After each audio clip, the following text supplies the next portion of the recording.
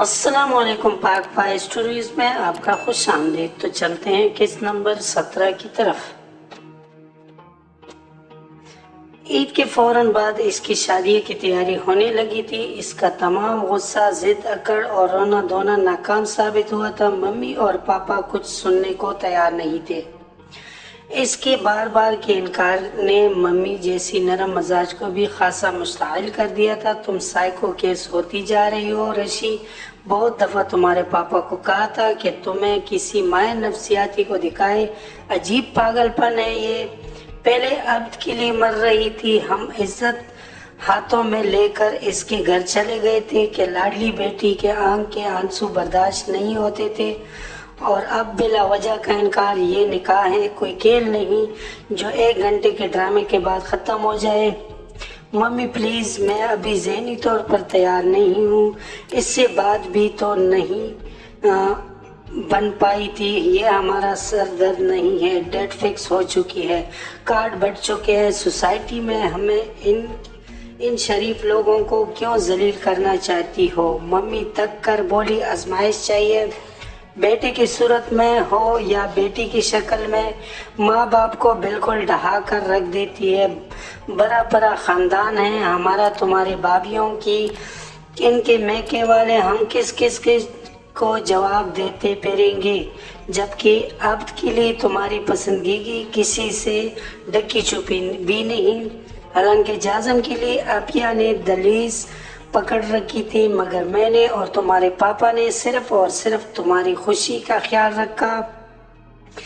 ہم نے رشتہ داری میں تمہارے دل کو قربان نہیں کیا۔ کیوں اتنا ستاتی ہو رشی؟ وہ گویا بالکل ڈے گئی تھی۔ سوری ممی، میں ایسا چاہتی تو نہیں، پھر بھی نہ جانے کیوں مجھ سے ایسا ویسا ہو جاتا ہے غیر ارادی طور پر۔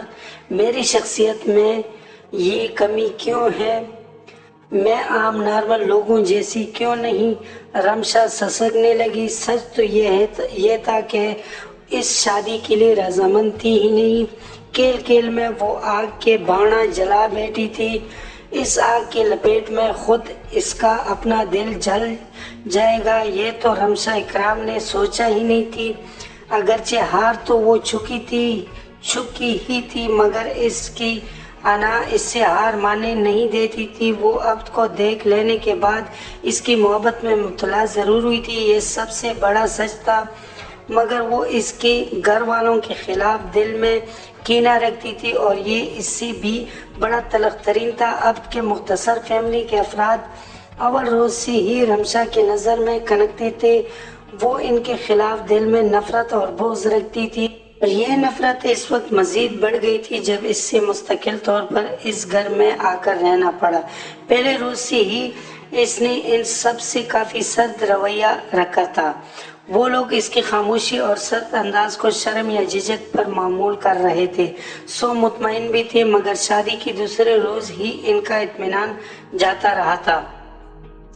دلہن ناشتے کرنے کے لیے نیچے آ رہی ہے، کسی خاتون نے اطلاع پہنچائی تھی۔ کیوں؟ کیا ابھی تک تیار نہیں ہوئی؟ حوریہ ناشتے کے لازمات میز پر سجا رہی تھی۔ آج نئی دلہن کے لیے خصوصی اہتمام کیا گیا تھا۔ یہ اس گھرانے کی روایات تھی کہ گھر کے افراد ہمیشہ ایک جگہ بیٹھ کر کھانا کھاتے تھے۔ نئی آنے والے ہر فرد کو بھی اول روز سے باور کروا دیا تھا تاکہ وہ بھی بغیر جھجکے گھر والوں سے کل لیتی تھی۔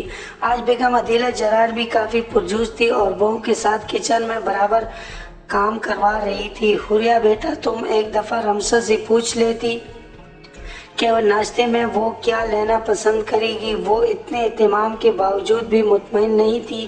میں ابھی پوچھ کے آتی ہوں۔ حوریہ نے فرمانبرداری سے سر ہلا کر کہا اور پھر اوپر آ گئی۔ رمشا اٹھ چکی تھی، نہانے کے بعد ہلکے پھلکے لباس میں بہت شگفتہ اور تر و تازہ لگ رہی تھی۔ لگتا ہے ابھی پوری رات چاند تاروں اور گلابوں کی باتیں ہی کرتا رہا ہے، ماشاءاللہ سے سراپا گلاب ہی بنی ہوئی ہو۔ حوریہ نے شرارتی انداز میں اس سے چھیڑا۔ آپ نے ٹھیک کہا، مجھے ابھی کی محبت پر فخر ہے۔ وہ کافی مغرورانہ انداز میں چہکی۔ माशाल्लाह, अल्लाह नजर बद से बचाए और हमेशा तुम्हारी खुशियों को सलामत रखे। हुरिया ने सदके दिल से कहा। वो इसकी तरफ देखे बगैर अपनी सिल्की बालों में बड़े स्टाइल के साथ ब्रश फेरती रही। नाश्ते में क्या लोगी? हुरिया जिस मकसद के लिए कमरे में आई थी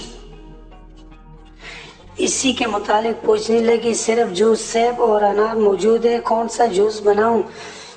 एप्पल जूस, वो बेनियाजी से बोली। ओके, फिर तुम थोड़ी देर तक नीचे आ जाना। अनास और अब भी जॉगिंग से वापस आ जाएंगे। नाश्ता सब इकट्ठे करते हैं, ठीक है ना? हुरिया ने इसके गुलाबी चमकीले गालों को छूकर प्यार से कहा और बाहर की तरफ जाने लगी थी जब रमशा की आवाज सुनकर रुक गई। ये ठीक नहीं। क्या मतलब? हुरिया कतन समझ नहीं पाई। मतलब तो बहुत वाजिया है, मैं नाश्ते में सिर्फ जूस लेती हूँ। सो ऊपर भिजवा दीजिएगा, मुझे सबके साथ नाश्ता नहीं करना है। इसने ब्रश हवा में उछाला था जो सोफे पर सीधा जा गिरा।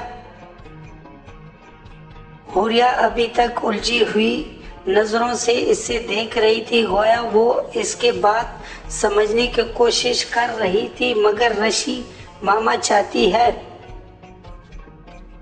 कि तुम भी नाश्ते में हमारा साथ दो। इस तरह तुम्हारी आदत भी पुख्ता होगी और आपस की मोहब्बत भी बढ़ेगी। हुरिया ने नरमी से वजाहत करना चाहिए, मगर रमशा ने काफी बदतमीजी से इससे हाथ उठाकर टोक दिया। मुझे आपस की मोहब्बत बढ़ाने का कोई शौक नहीं है रशी, कुछ मसला है? अभी ने कुछ कहा है? हुरिया बुरी तरह से घबरा गई थी। जाहिर है अपनी कोई गलती तो इसके नजर में थी नहीं, सो इसका ध्यान फौरी तौर पर अभी की तरफ गया था। अभी भला क्या कहेगा? वो मुझसे बहुत मोहब्बत करता है और मुझे इसकी मोहब्बत पर फख्र है। इसका अंदाजा भला का शहाना था। हुरिया को इसका अंदाजा जरा भी नहीं समझा, मगर वो फिर भी तामुल का मुजाहरा करती रही। फिर आखिर मसला क्या है, मुझे भी नहीं बताओगी?